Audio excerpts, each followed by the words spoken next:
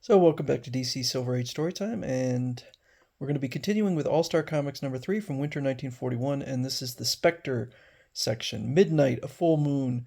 As the night watchman for the central building went about his rounds, he glanced at the weird shadows cast by the massive statues that adorned the edifice and shuddered. Brr! What a creepy place to have to work in. Suddenly, yay! Next morning, I joined the coroner at the scene of the crime. Incredible! He was strangled by superhuman strength.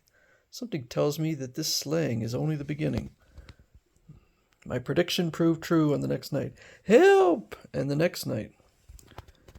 And then the murders abruptly ceased. Thank goodness he hasn't struck again. I was afraid we had a mass murder on our hands. I wonder if the passing of the full moon had anything to do with it. A strange premonition made me dread the approach of another full moon. Again, this is being told by the character, or in this case, the Spectre. And when it finally did come, my hunch proved correct.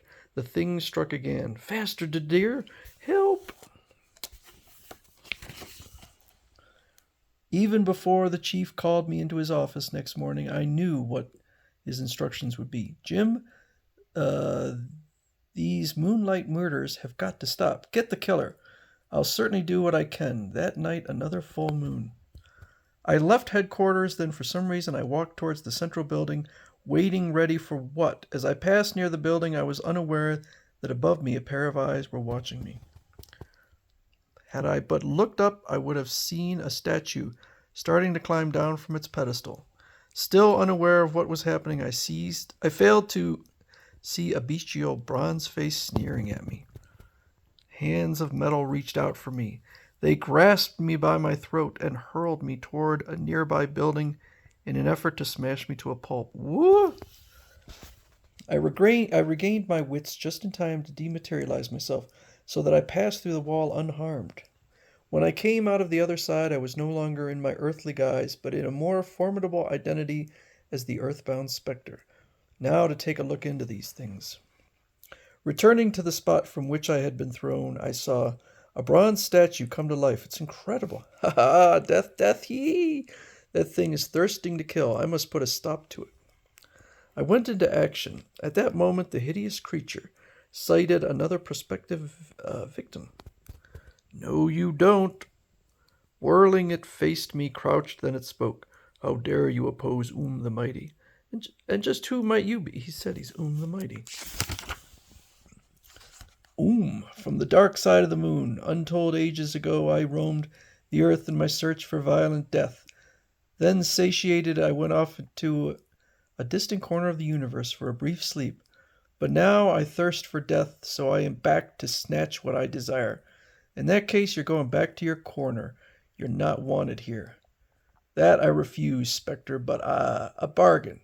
Whoever first brings the red stone of Zigarturl to Earth will be given the lot of remaining, and the other must leave this planet forever. Done. Off into the deepest interstellar space zoomed both of us, with the fate of Earth at stake. But the crafty gestured, and abruptly I was whirled off in the unbreakable grip of a dimensional current. Away with you, away! The red moon stone shall be mine, and your fate to drift until the end of time. Luckily, a meteor swam into my path. I made a grab for it. Made it. And through space I hurtled, taking a shortcut through the L dimension. I'll defeat yet. So long, old boy. See you in eternity. You! Embraced, contacted a henchman of Gartle. The Spectre comes. Give the customary welcome. Do you hear me? It shall be done, mighty Shortly after, I alighted upon a distant, ephemeral Zgartel, and instantly sighted the red moon stone glowing atop the peak of a distant cloud bank.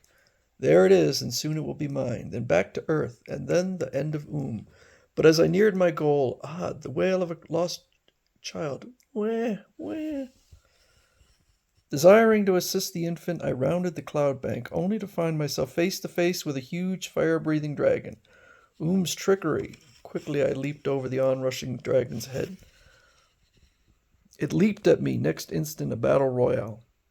I seized the dragon's long winding tail, then up and down, again and again. Finally it moved no longer, victorious. But meanwhile had taken advantage of my activity by seizing the red moonstone for himself. Mine, ho ho, mine to flaunt in the Spectre's face.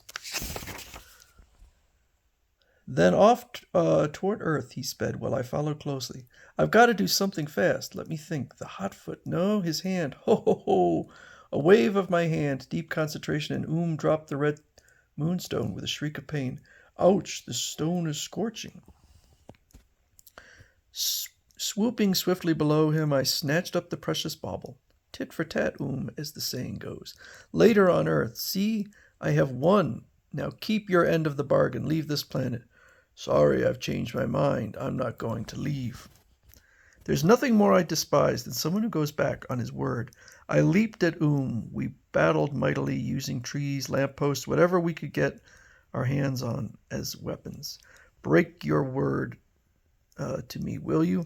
I beat him down by superior strength. Now I'll give you a fate you deserve. Mercy, mercy. I forced him back up the pedestal. Stand there. What are you going to do with me? I concentrated in the evil spirit that filled wafted from the statue. Spirit, come forth.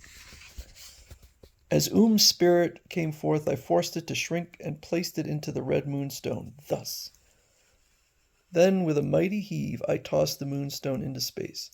There you shall remain imprisoned so that you will do no more evil.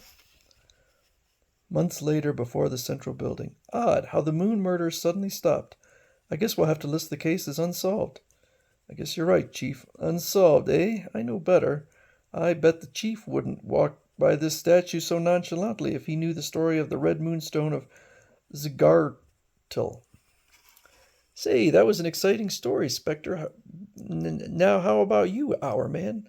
Yes, I have a story to tell. It all started when my boss, who knows me only as Rex Tyler, summoned me into his office one day. So we'll get that story later, but I kind of like this one. I thought this was a pretty good story with the Spectre. So next time it will be Our Man.